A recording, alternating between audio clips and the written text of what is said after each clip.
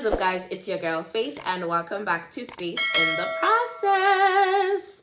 I know it's been a minute. It's been about a month since I last posted a video here, and reason being that I have been unwell. Unfortunately, this year I've had a series of really bad allergic reactions. And I had another episode about 3 weeks ago, which took some time to clear up, but I thank God I am doing fine. I am in a much better space. But on the other hand, I've also just been feeling really burnt out of late, and in need of a break, But I'm taking things one day at a time, and I'm coping. And I hope you guys are too. I've really missed talking to you guys, and I've really been looking forward to covering this topic. So speaking about this topic, about a month ago, I set up a poll on this channel as well as my Instagram, asking you guys which topic out of 4 that you would like for me to cover first. Now, if you are subscribed to my channel, you know that you will get an alert each time I upload a post, a video, or a short. So that being said, if you are not subscribed to my channel yet, please do so. It allows for you to engage whenever I post a poll, for example. And I'm really wanting to post more. I'm using the community space so you guys are able to engage with me as well when I haven't yet posted a new video. But I would share my ideas with you so that I gauge what you guys really want to hear first. So if you're subscribed, you are able to know whenever I do so. So please take the opportunity to do so. Now, back to the 4 topics. Of the 4, majority of you all selected or voted for living alone, dealing with loneliness. And I listened. Now, I want for you guys to know, at least for those of you who voted otherwise, please bear in mind that I do intend to still cover the other topics. So you need not worry or be dismayed. I will cover those topics. But I also just want to say a huge thank you for all of you who participated in the polls, because it lets me know, like I said, what you guys want to hear and what situation you guys are likely in, so that we talk about it.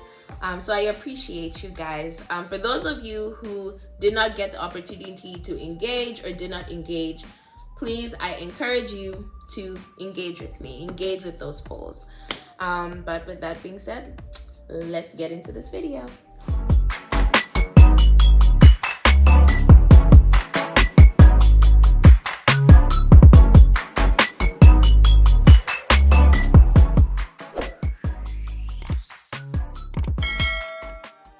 Today's Bible verse: teaching them to observe all things that I have commanded you, and lo, I am with you always, even to the end of the age. Amen. Matthew 28, verse 20. Now, as many of you probably know by now, I am Zambian. I moved to the US 5 years ago at the age of 19 to pursue my higher education, and I've been living independently for about a year now, almost a year now. Now, when I first moved, within the first few weeks, I began to miss home. And I started to feel a little lonely. But then I started making friends, participating in campus club events with my friends. And so the opportunities to feel lonely lessened and lessened over time. But then I graduated. And just before my graduation, I got a job in Massachusetts. So I relocated from Michigan to Massachusetts. And I worked for that company for about 3 months before I moved back for another job opportunity in Michigan. Now, when I was moving to Michigan, the only person I knew at the time in the specific city that I was relocating to was my boyfriend.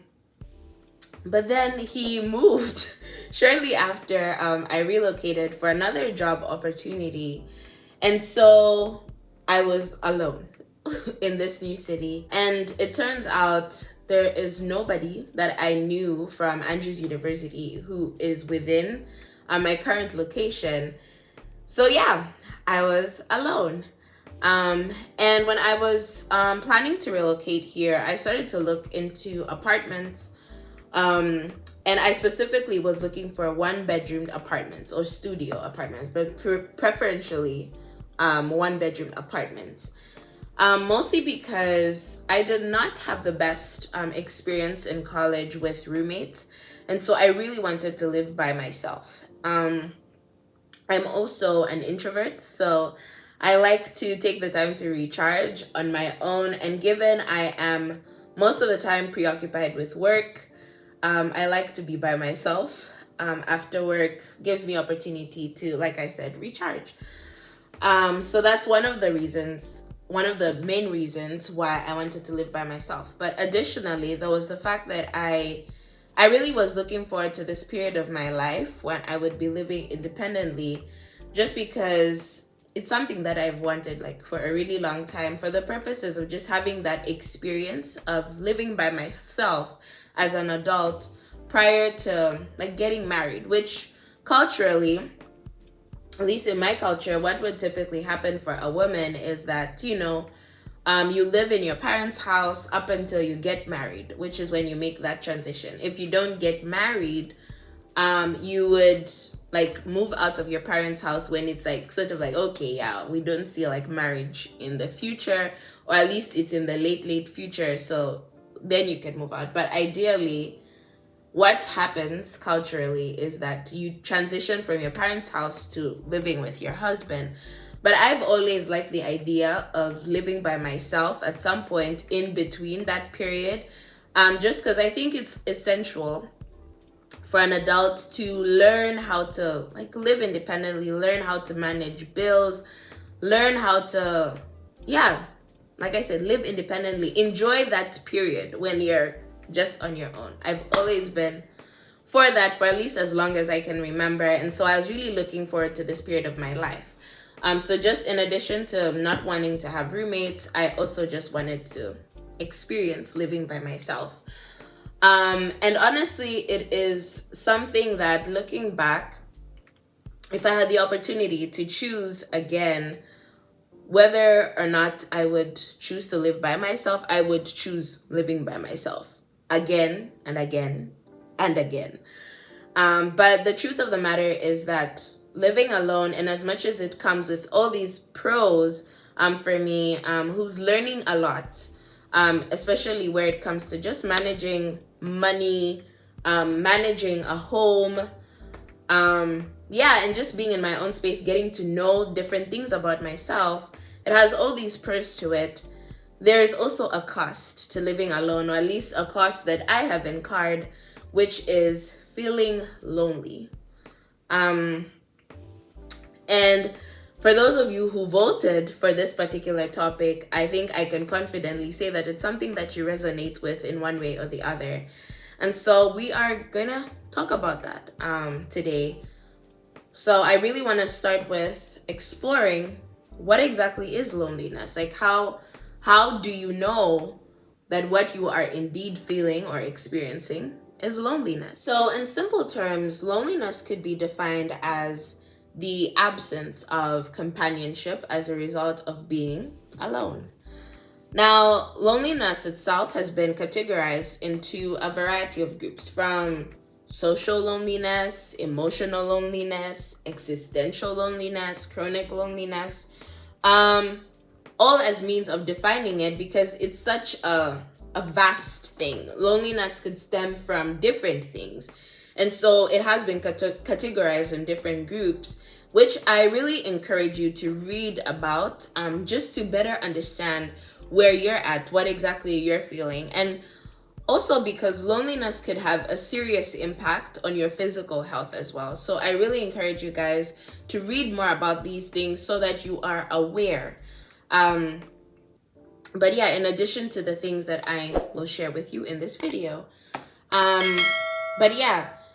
So I realized, okay, loneliness can come in different forms.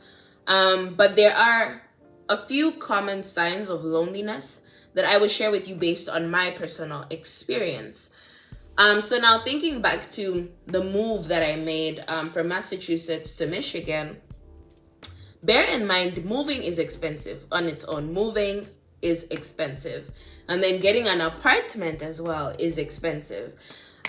So you want to make sure that you have enough saved for the move. And I was able to save enough money that I, moved back to Michigan, got an apartment. But yeah, in all that, I also want to mention that if you're moving or you just moved, planning or thinking about moving, don't feel pressured to get everything in your apartment all at once. Like, don't feel pressured to do that. If you have the capacity, the financial capacity to do that, go ahead. But if you don't feel bad about not having everything, all the pieces in your apartment that you would like, you could definitely work towards that over time to get the pieces that, you would want to have in your apartment.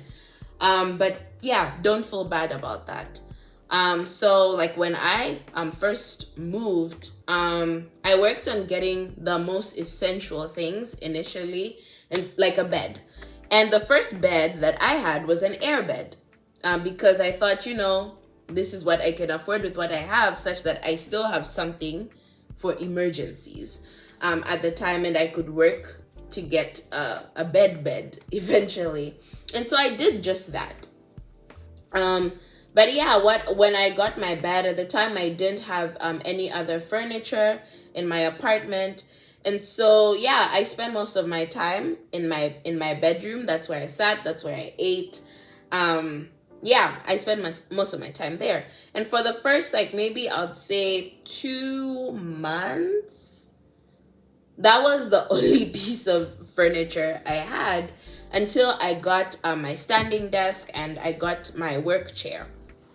And I was really excited about that because I wanted a station where I could do my work in the event that, say, I carried work home, which is something I'm not trying to make normal in my life. But in the event that I needed to do some work at home, I wanted to be able to have the space to do that, as well as making my videos and editing. I wanted a work desk or a workspace. And so I purchased the desk and the chair. And yeah, I was very excited for that. And I thought, this would allow for me to not make a habit of eating in my room or sitting in my room for the most part. But what I got to observe was that I still stayed in one space. I still stayed in my room or spent most of my time in my room. I barely really sat by my desk except for when I needed to do work, which in itself was a bit alarming to me, or at least something that I took down to say, I'm developing the tendency of isolating myself in one area of my apartment, which turns out to be one of the signs of loneliness. In addition to that, I spent a lot of my time scrolling through social media, Instagram, TikTok, looking for shows to watch, movies to watch, to try to fill up the void, fill up the time, fill up the feeling of that absence, And I realized that I was so bored.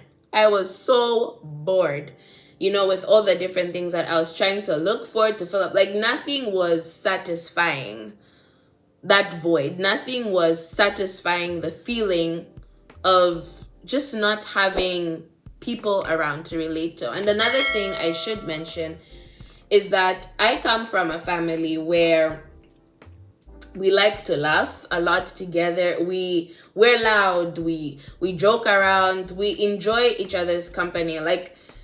Someone could be in the kitchen and we would all end up in the kitchen, would end up laughing, would end up singing together. So I'm used to that environment. And transitioning to going to college, in as much as I was by myself, my family wasn't there. The dorm setting is such that, you're surrounded by your peers. So you sort of get to know, oh yeah, this person stays here. This friend of mine stays on this floor in this room.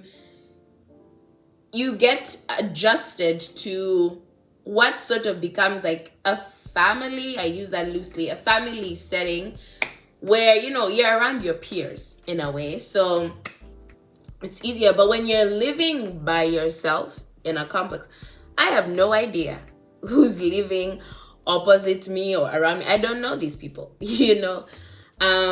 They're not my peers per se.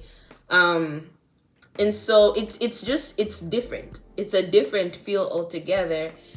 And so there's just that lack of having people around. And for me, being an international, there is a time difference. So I don't get to talk to my family as much, you know, as I would like. The times when I'm available, they're asleep. So if that's something you could relate to, I definitely understand where your predicament as well. Additionally, something that I got to like really observe about myself, which I didn't pay much mind to before. I think I've just always been like this. I don't really like talk out loud to myself.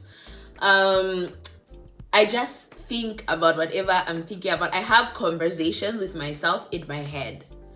So transitioning to now like living on my own, where it's like I'm not actively hearing other people have conversation or engaging with other people in conversation. I'm just by myself. So all the conversations I really have in my head. But at the same time, I love to sing. I sing. And so if it weren't for the fact that I sing, I wouldn't really hear my voice. Like, I don't think I would actually hear my voice for some time because I have the conversations in my head, which heightens the silence, you know, and makes me feel more aware of the fact that I'm alone, you know, which doesn't always feel the greatest, to be honest. But yeah, just adjusting to living by myself, enjoying my own company. Sometimes it's not easy. Sometimes you really desire the companionship of other people. And so I was trying to fill up, you know, that gap with watching shows, watching movies, scrolling through social media, and it just was not enough. It became overwhelming and I started to become overstimulated with so much. And you know, on social media, you get access to so much, whether or not you want to know about it, you know, you have access to it. And sometimes some of the information was just, I felt bombarded by it. And so it had the negative effect at the end of the day. But that was one of the things, that's one of the signs of loneliness, where you just spend so much time on social media, you spend so much time binge watching things, and it just doesn't fill you up. You end up in a spiral, you know? But yeah, that for me was one of the other signs I found alarming. And I just, like I said, I just wasn't used to being in such a quiet space, if I could put it that way. Like I said, given my family dynamic, I am used to like having something. How I sort of try to mimic that is having something always playing to sort of keep myself with the idea that I'm not by myself. But yeah, anyway, that was one of the other signs. The second sign to say something is off here, Faith. Loneliness can also look like depression. For women, you know, we go through these hormonal cycles, these hormonal changes, and there are times in those periods where, you know, we are more depressed. But when you're going through, you know, or you're experiencing loneliness, you may experience, at least for me, you may see that you're going through periods of depression and times when you typically don't go through periods of depression. And that was the case for me. And when I did a self-introspection, I didn't understand based on what I looked at to say, like, where I wanted to understand where this could potentially be coming from. And so, I looked at myself, where I am in my life. I'm happy. I'm very happy with my career or my job. I'm very happy in my romantic relationship. I'm very happy in this. I'm very happy with this. I'm happy with this. But something was just not adding up, and I realized that there's a certain lack of having in-person interaction, meaningful interaction in my life. I'm thankful that my boyfriend and I are not so far apart that we don't get the opportunity to see each other as often. Thankfully, he makes the time to see me bi-weekly for the most part, so I get to at least interact with someone I'm really familiar with, and who I have a meaningful connection with. But that may not be the case for everyone, and so that's definitely something to look out for, to say, if you not having as meaningful of an interaction with people could definitely lead to things like depression, which comes as a sign of loneliness. Most of my energy is depleted at work, so when I come back home, I'm tired. I only have room to talk for a certain period of time, engage for a certain period of time. And other times I don't have that energy. And so it's just come back home, shower, eat, sleep, And before you know it, it's been 6 months since you talked to certain people in your life. And in that period, it's not because you don't want to talk to certain people or to friends or family, but it's just because you don't have the energy resources because you're in this loop, and that could eventually lead to depression, or as was the case with me, I started to feel depressed. So that's something to look out for, which is a sign of loneliness. Another thing, which you also do see if you do have depression alone, is wanting to sleep more, which is another sign of loneliness. Wanting to sleep more, sleep longer, it's just never enough, is another sign of loneliness. So now, how do we address loneliness? How do we deal with it? How do we go about living, especially in situation where you may not have one-to-one or in-person interaction with people who you're close to, your family, your friends, in the near future for a prolonged period of time. How do we address this? How do we deal with this? So here's just a few things that I've been doing for the past month or 2 months, I would say. The first thing that I've been doing is getting out of my room. And that may seem like, it's something small, but it's done a great deal for me. Depending on how much of a struggle it's been for you, or whether or not this is something you resonate with, you understand that when you get so caught up in isolating yourself, taking the step to move out of a place that you've gotten adjusted to or comfortable in is a big step. And it could really change a lot for you. And so for me, it was getting out of my room or trying to readjust to being in a different space in my apartment. And so now I try to spend more time in my living room as opposed to being in my room, just to have the different, to get used to my apartment, to get used to feeling at home in every different area of my apartment.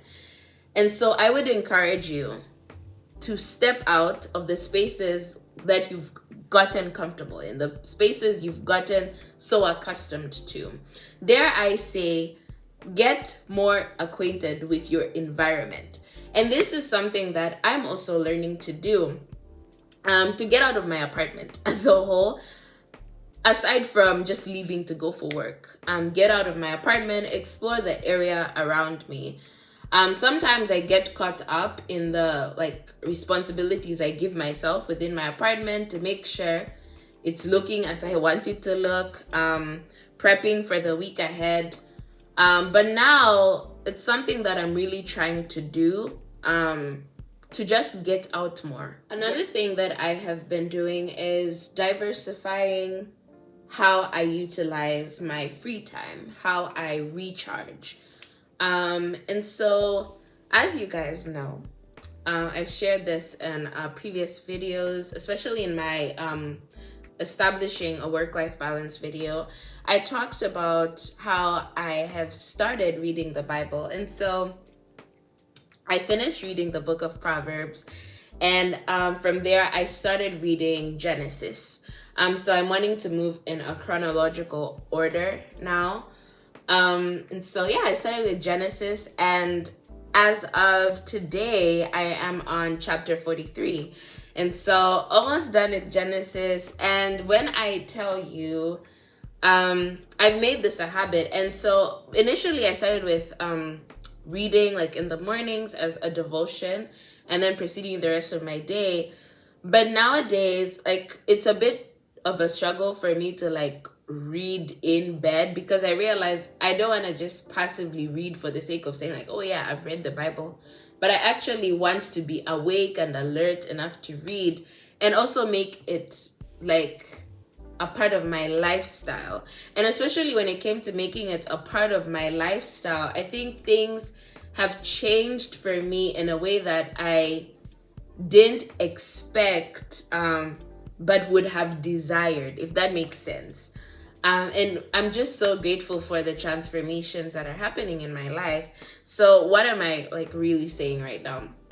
So like whenever nowadays, or at least before, what would happen whenever I would be making my commute to and from work, I would like download, prior to leaving, I would download like say a movie on Netflix, again, to have something playing. Like even if it's something I've watched before, you know, I'd have something playing. And like it's like a 30-minute commute for me to and from work.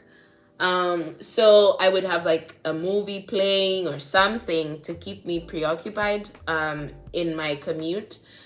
But nowadays it's like I just want to read the Bible. Like that is what I would rather be doing. Like there are times, like there are a few times when I've tried to be like, oh yeah, let me just play something, but I'm like, no, I really just want to read the Bible, and I'm really just engaging with it. And guys, the Bible has so much drama. It has so much going on. Like some of the things I'm just like, Isaac, like what? You know, it's so interesting. Like aside from like the drama, it's just the fact that I'm learning more about God, and I just have like so many questions about certain things.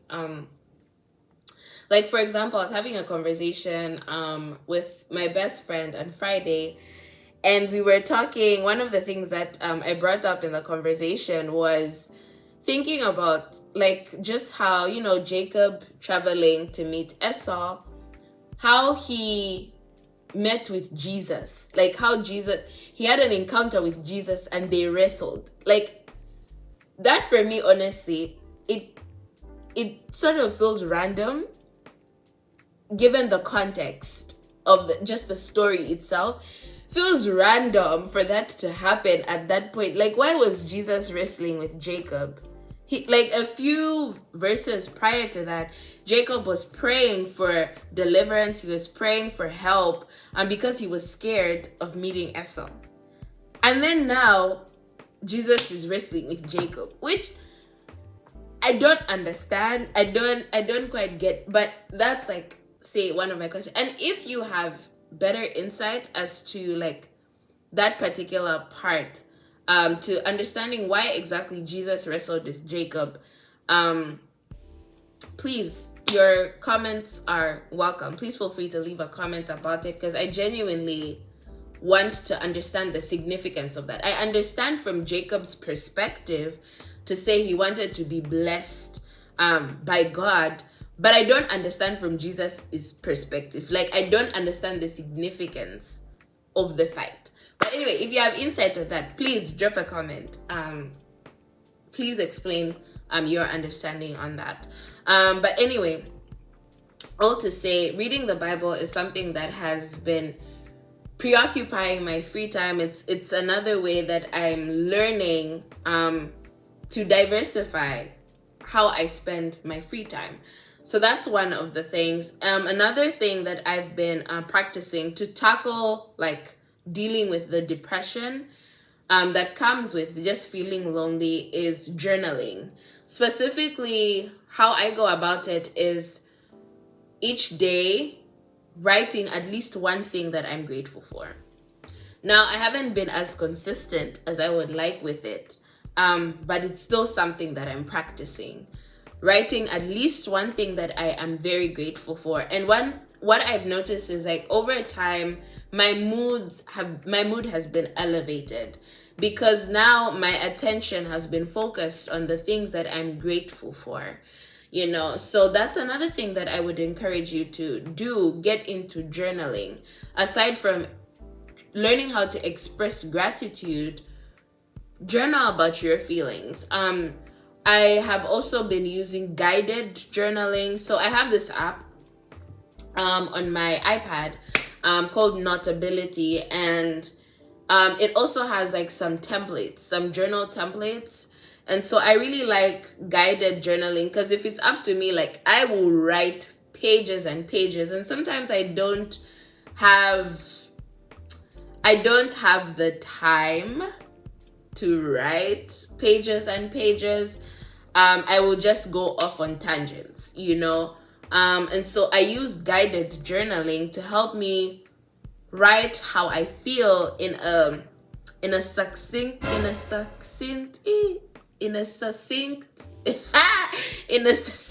manner, or in a shorter manner. Oh my gosh, yes, you get what I mean. I just have to laugh at that for a bit. Okay, succinct manner.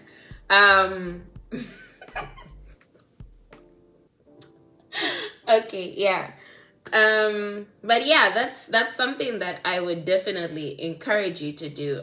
Getting into journaling, because that's something that's really helping me.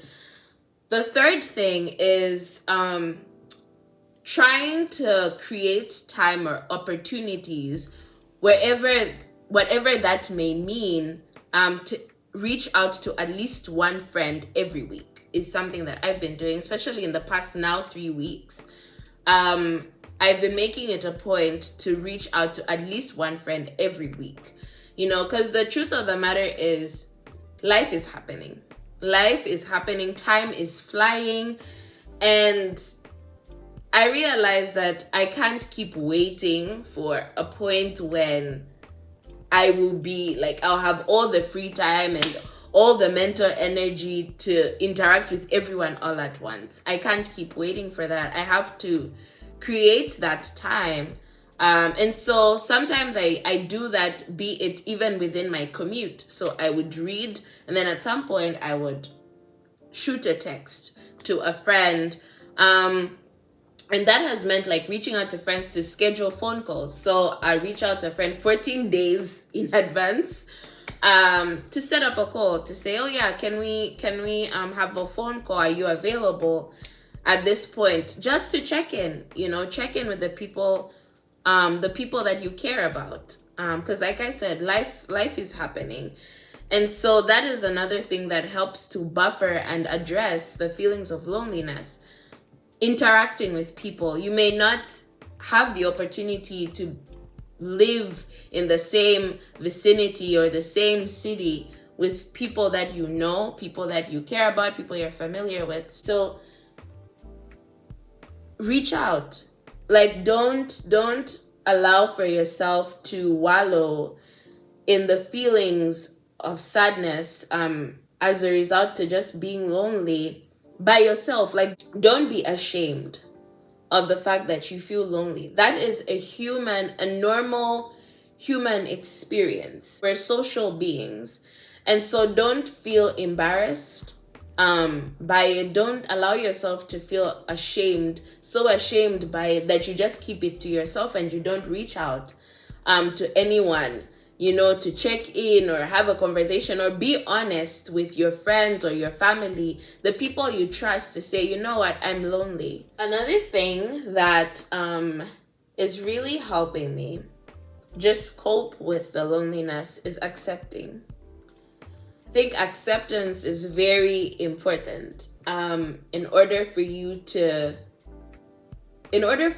start to address something, in order for you to start to move on from something. Acceptance. So accepting that I am lonely, accepting that this is just one of the things that I do experience every now and again, and that it's real, is something that's helping me just learn how to cope and to deal with it, to learn how to address it, accepting it as a normal experience or my experience. So I really would encourage you to just accept it. And also where having a lack of motivation applies, that's one of the things, the signs of loneliness, having a lack of motivation to do the things that even you would want to do, the things that you would like to, the things you plan to do. Having a lack of motivation is a sign of loneliness.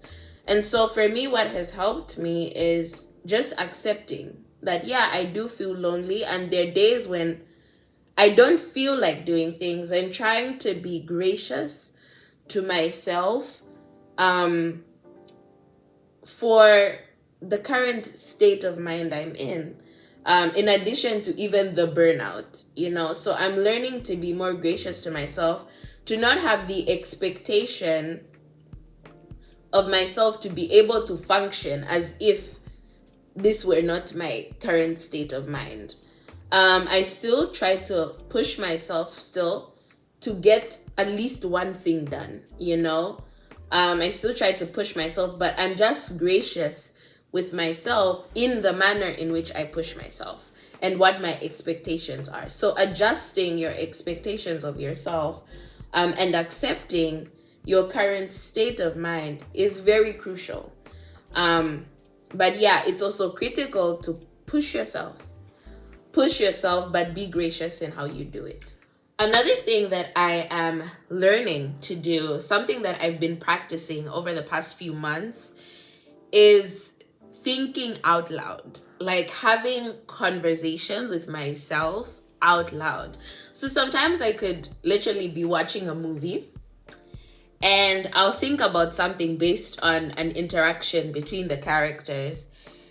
And instead of just like thinking it or having the conversation or the reaction in my head, I've been practicing verbalizing whatever reaction I have as a way of getting used to enjoying my own company.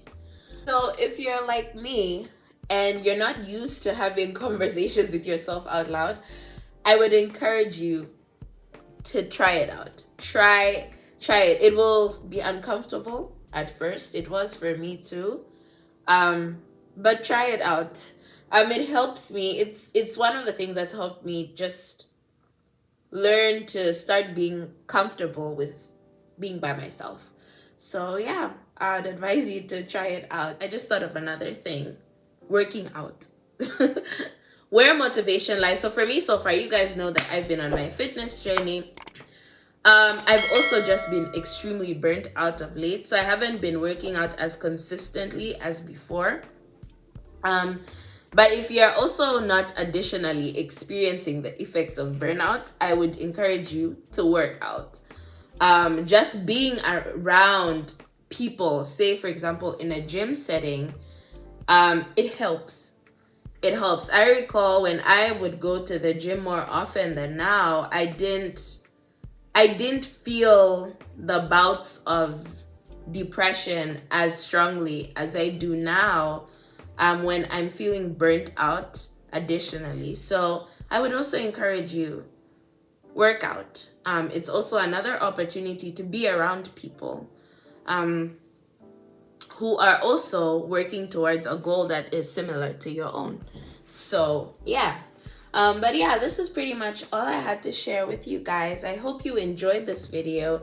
And if you did, don't forget to leave a thumbs up. I really look forward to reading you guys' comments and hearing you share your experiences. But as always, I really wish you guys the very best on this journey. And yeah, I'm praying for you guys. I'm praying for each person who gets to listen to and watch this video, because I understand it's not easy. Living alone is a journey, but I'm thankful for it. I thank God for it, because like I said earlier, it comes with its pros too. And there are a lot of life lessons I'm learning during this period. So yeah, please take care of yourself, guys, and God bless. So it's nice talking to you. Bye.